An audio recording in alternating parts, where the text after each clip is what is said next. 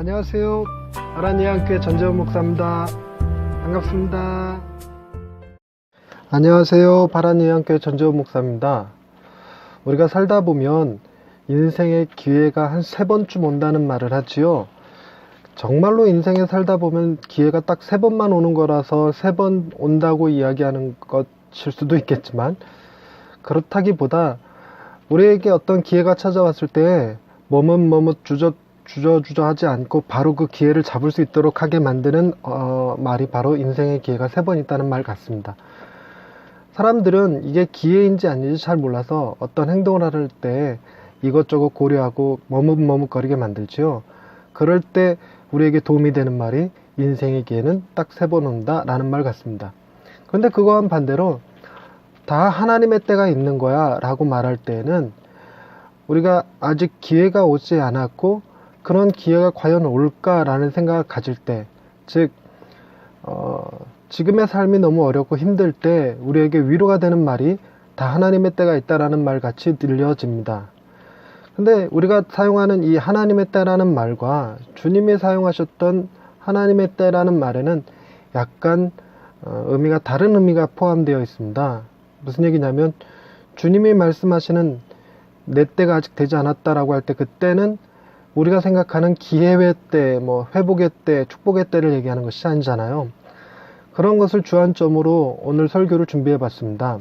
즉, 주님의 때와 우리의 때의 차이가 무엇인지를 한번 성경을 통해서 찾아보려고 하는 것입니다.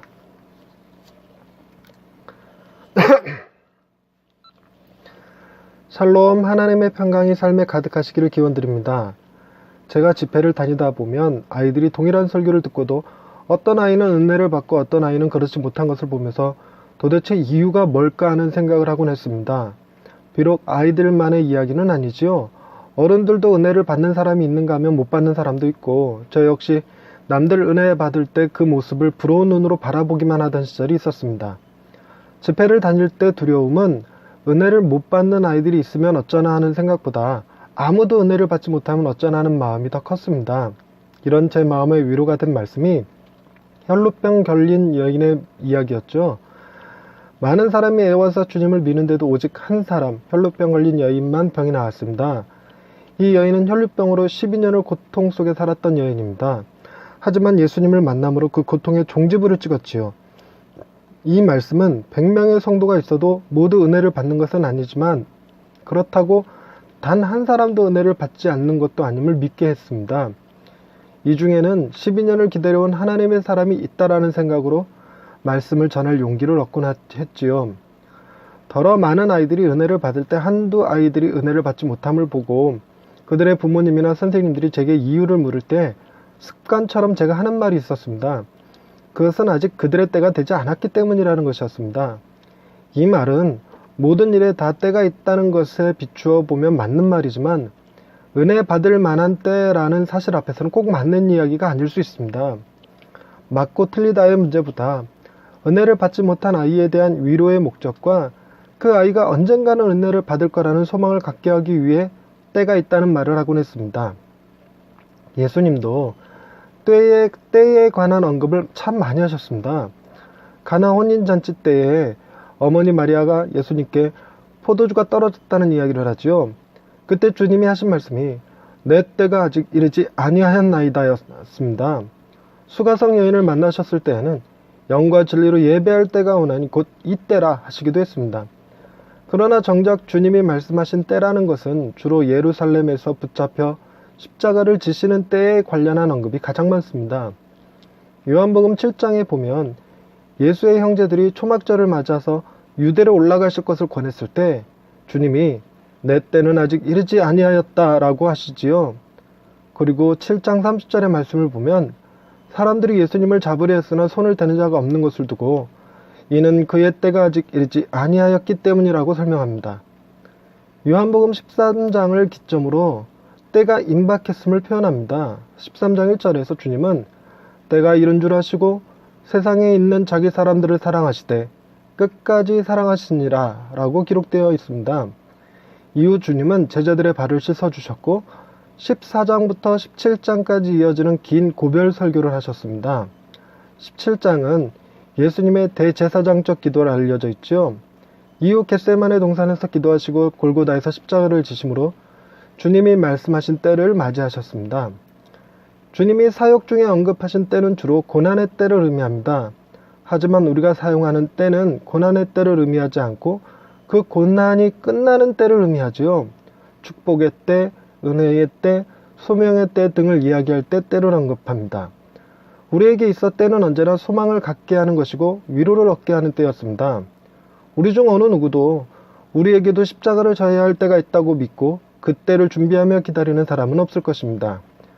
만약 십자가를 져야만 할 것 같거나 고난이 시작되는 기미가 보이면 부활의 때를 말하고 연단 끝에 정금과 같이 단련되어져 나올 때를 이야기합니다.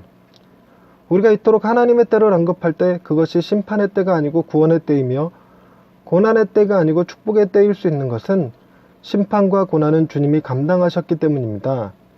주님이 지신 십자가로 인해 우리는 나음을 입었고 죄를 용서받았으며 구원을 얻었기 때문이죠.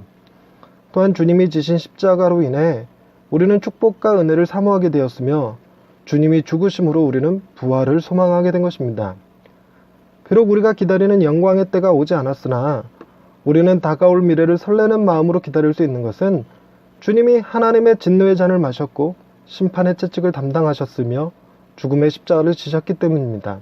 할렐루야. 우리를 위해 가장 좋은 것을 예비해 주신 하나님 아버지, 우리가 환경을 보지 않고 하나님을 바라보며 소망을 가질 수 있게 하시니 감사합니다. 때로는 우리의 믿음이 연약하여져서 천둥 소리의 심판을 두려워하고 종말 이야기가 나올 때마다 불안에 떠는 것을 용서하여 주옵소서. 세상이 무너져도 우리는 하나님의 손 안에서 안식할 수 있고 세상이 멸망하여도 우리는 더 나은 세상이 예비되어져 있음을 믿어 평안케 하옵소서. 우리를 위해 내일을 예비하시는 하나님을 찬양하오며 예수님의 이름으로 기도드립니다. 아멘. 우리가 축복의 때, 영광의 때를 얘기할 수 있는 것은 주님께서 그 고난의 때, 심판의 때를 친히 담당하셨기 때문이 아닐까라는 생각을 하게 되었습니다. 우리가 이토록 더 나은 미래를 꿈꾸면서 이것보다는 좀 더 나은 삶을 기대하고 이것보다는 좀 더 멋진 인생을 기대하는 것도 다 주님이 감당하신 그때 덕분 아닐까 싶습니다.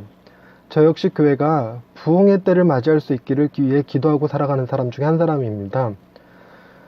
우리 교회가 부흥의 때를 맞이할 수 있다라고 생각하는 것은 주님이 고난의 때, 십자가의 때를 감당하셨기 때문인 것이지요. 결국 주님 덕분에 우리는 인생에 찾아오는 세 번의 기회가 되었든 하나님의 때가 되었건 더 나은 미래를 꿈꿀 수 있게 된 것입니다. 오늘 하루도 하나님이 예비해 주신 더 나은 때를 기다리며 소망을 가지시고 기쁨을 누리며 살아가시는 하루가 되시기를 주님의 이름으로 축원드립니다. 감사합니다.